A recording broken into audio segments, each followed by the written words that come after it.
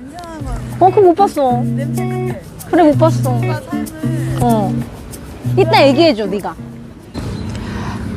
네, 여러분 안녕하세요. 아트 메신저 이소영 작가입니다. 지금 이곳은 베니스 비엔날레 자르디니 본전시장 앞인데요. 제가 오전 한 10시 반에 숙소에서 나와서 잠깐 간단히 아침 먹고 아점 먹고 이제 오늘은 자르디니만 보려고 계획한 날이어서 쭉 보다가 지금 좀 지쳐가지고 오후 한 4시 정도 됐는데 한 3, 4시간 집중해서 보면 조금 에너지가 고갈되거든요. 그래서 잠깐 쉬면서 유튜브 편집을 하나 해볼까, 어떤 영상을 찍을까 고민하다가 제가 이번 영상에서 이야기하고 싶은 주제는 베니스 비엔날레를 좀 더 재미있고 효율적으로 보는 법입니다. 사실 전시라는 것이 워낙에 미술을 좋아하시는 분들은 자유롭게 보면 됩니다. 본인의 방식대로.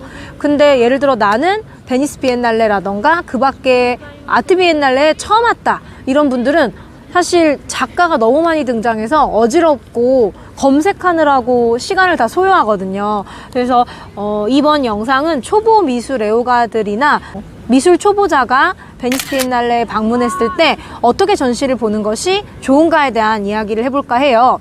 베니스 비엔날레는 자르디니랑 아르세날레로 되어 있어요. 그래서 둘 중에 이제 집중해서 하루를 잡아서 하루는 자르디니, 하루는 아르세날레, 이런 식으로 보면 좋은데 지금 이곳은 자르디니이고요.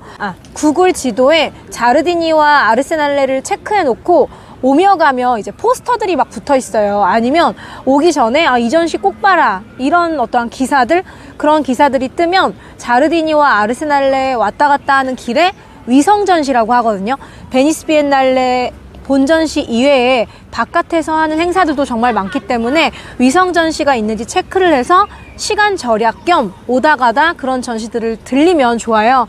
예를 들어 어제 저희 같은 경우는 안젤른 키퍼전을 봤었고, 그 다음에 마를렌 뒤마전을 봤거든요. 지금 베니스에서는 스탠리 휘튼이라던가 애니시 카푸어라던가 루이스 네벨슨 같은 마스터들의 전시가 상당히 많이 열리는데 3년 만에 열린 베니스 비엔날레이다 보니까 이왕이면 많은 갤러리에서 더 좋은 전시를 베니스에서 보여주려고 하고 있어요. 이런 식으로 좀 추가적으로 챙겨봐야 될 전시는 지도에 표시를 해서 자르디니와 아르세날레에 오고 가면서 보면 좋습니다.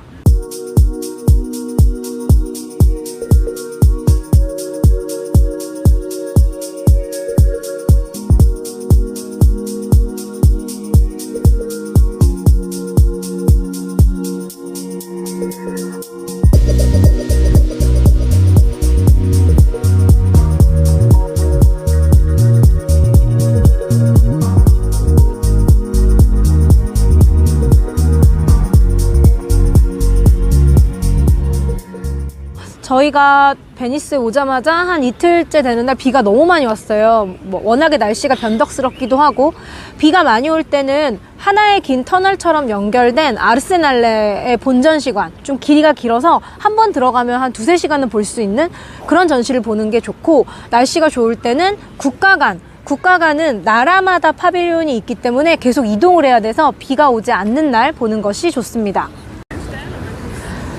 그 다음 국가관을 보는 팁인데요. 파빌리온마다 이렇게 국가의 이름이 적혀져 있고 그 나라마다 대표적인 한 작가 전시가 이루어지기도 하고 여러 작가의 전시가 이루어지기도 하는데, 그럴 경우에는 이 시기에 2022년 이 시기에 이 나라가 이 작가를 왜 선택했지? 이 작품을 왜 했지? 라는 생각을 하면서 보면 되게 좋아요.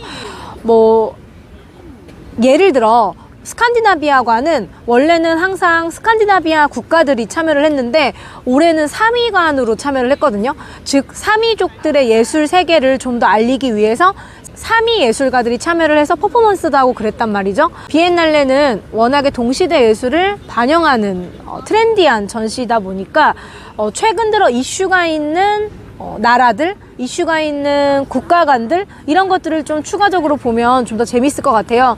예를 들어 2019년 같은 경우는 세르비아랑 코소보관이 저는 궁금했고 베네수엘라관도 궁금했었어요. 당시에 좀 이슈들이 많았기 때문에 난민 이슈라던가 정치적인 이슈들. 근데 올해는 올해는 우크라이나관이 기사에 상당히 많이 뜨고 아무래도 지금 전쟁 때문에 러시아는 참여를 하지 않았습니다. 이런 것들을 좀 눈여겨서 보면 훨씬 유의미한 전시 감상이 될 수 있을 것 같아요.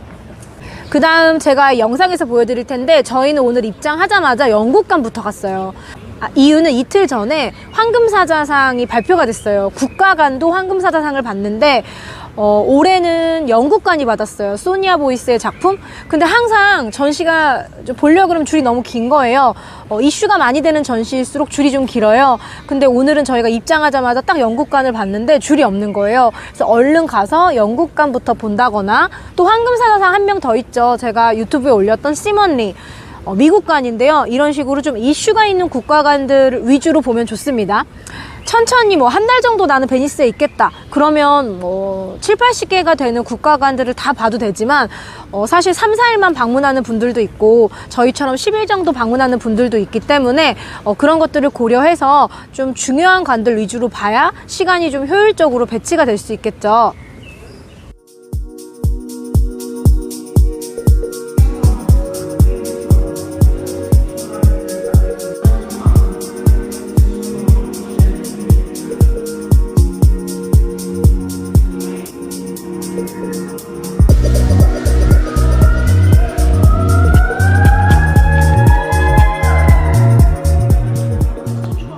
자, 이번에는 어쩌면 비엔날레에서 사람들이 가장 궁금해하는 본전시입니다.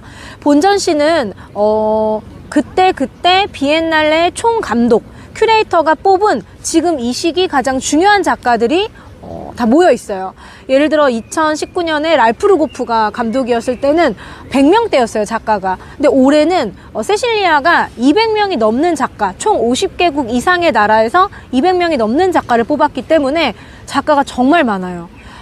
근데 그럴 때 전시장 안에서 계속 검색을 하다 보면 데이터를 쓰느라고 소진이 돼요, 에너지가. 그래서 제가 생각할 때는 워낙에 미술을 좋아하시는 분들은 자유롭게 관람해도 되지만 내가 시간이 좀 많이 없고 이렇게 딱 정해진 시간 내에 본전시 2곳 모두 200명이 넘는 작가를 살펴보고 싶다 이럴 때는 제가 어제 들은 팁인데 친한 친구가 자기는 이렇게 본대요. 처음에는 먼저 전체적인 분위기를 훑은대요.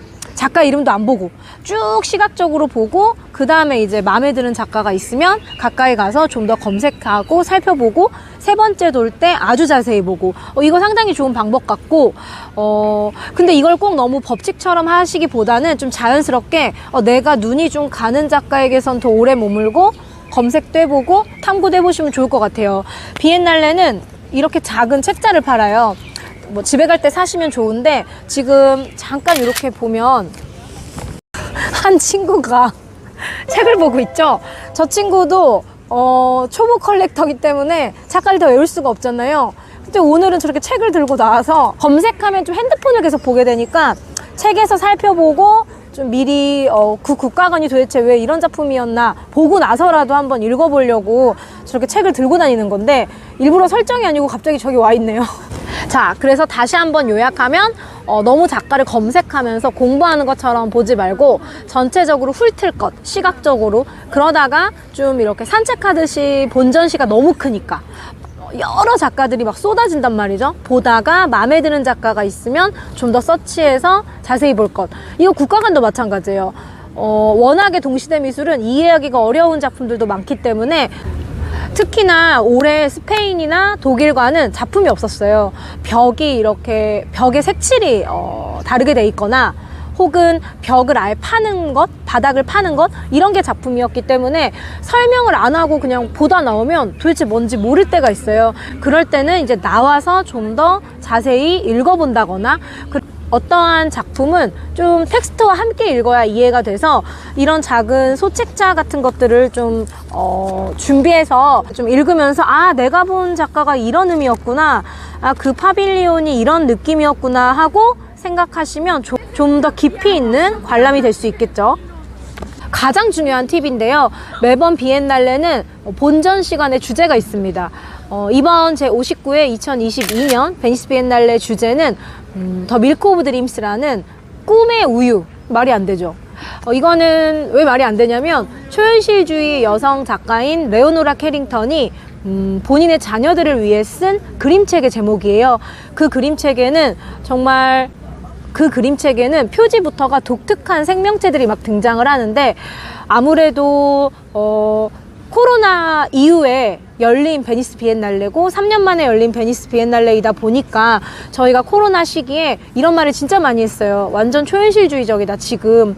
왜냐하면 온라인 세계로 저희가 많이 들어가서 활동을 했고 집 밖을 많이 안 나왔고 가상현실이 되게 익숙해졌어요. 3년 사이에. 아무래도 그 큐레이터의 역량에 따라 이번 베니스 비엔날레에도 여성 작가가 정말 많아요. 자, 그래서 주제에 맞게 전시를 보면 좋다라고 제가 말을 했는데, 예를 들어 비교하자면 58회 2019년 비엔날레는 흥미로운 시대를 살아가기를 팬데믹 전이었어요. 근데도 우리는 그 시대가 좀 당연히 흥미롭죠. 매번 모든 시대는 흥미롭잖아요. 흥미로운 시대를 살아가기를 이라는 좀 오래된 속담?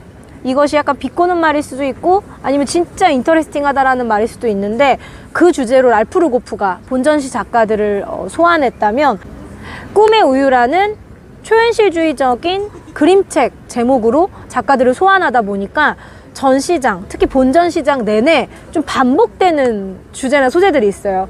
예를 들어 반인반수라던가 괴상한 생명체라던가 알 수 없는 형태의 어떠한 영매나 신적인 존재에 의해 그림을 그리는 작가들이라던가 이런 것들은, 그래서인지 전 세계적으로 초현실주의 작가들의 전시가 상당히 많았고, 한국에서도 초현실주의 작가들의 전시가 열렸고, 유명한 초현실주의 작가와 좀 젊은 초현실주의 작가의 2인전이라던가 이런 것들이 팬데믹 기간에 계속 열렸었어요.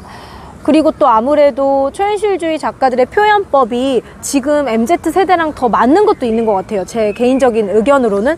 그래서 인기가 상당히 많아요. 요즘 핫한 작가들 하면 좀 상당히 좀 초현실주의적인 작가들도 많고. 근데 이 세실리아라는 큐레이터가 원래 뉴욕의 하이라인 프로젝트 담당자였는데 반복되는 주제라고 할 수 있는데, 어떤 칼럼에서는 그러다 보니까 조금 그 작가가 그 작가 같다 이런 비평도 있더라고요.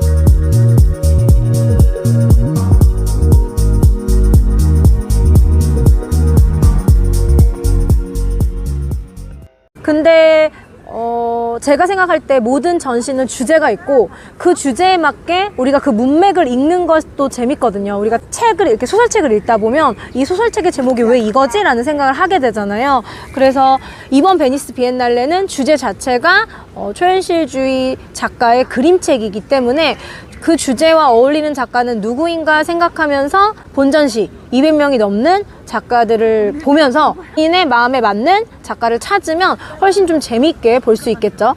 그리고 이제 마지막 팁은 전시를 다 끝내고 이제 집에 가서, 이것도 책을 활용하는 방법인데, 저희 같은 경우에는 다 미술을 좀 좋아하고 컬렉터고 이러니까 밤에 집에 가서 이제 여행 오면 딱히 밤에 일을 많이 안 하니까 다들 이 책을 보면서 본인이 봤던 작가나 보지 않았던 작가를 찾더라고요. 지금 저도 여기 테이프를 붙여놓은 게, 제가 되게 인상 깊었던 작가는 이렇게 붙여놨고, 내가 이 작가를 못 봤네? 내일 가서 다시 한번 봐야지, 이런 작가는 옆으로 붙여놨거든요. 그래서 제 개인적으로는 뭐 너무 공부처럼 하는 게 나는 귀찮다 이러시는 분들한테는 비추천이지만, 좀 미술을 좋아하시는 분들은 큰 책은 너무 무겁고 가격도 조금 상당하니까 이런 작은 책을 사서 좀 편하게 보시면 좋을 것 같습니다. 그리고 이 책에 보면 이렇게 지도가 있어서 지도에다 표시하면서 보는 것도 하나의 방법이 될 것 같아요. 자, 그럼 베니스 비엔날레가 11월까지 열리는데 저는 프리 오프닝으로 아예 오픈 전부터 방문을 한 거잖아요. 혹시 올해 11월 안에 가실 분들은 제 영상이 좀 도움이 됐기를 바라면서 이 영상 끝에 본전시 풍경과 그다음에 국가 간 풍경 몇 개를 같이 붙여서 올리도록 하겠습니다.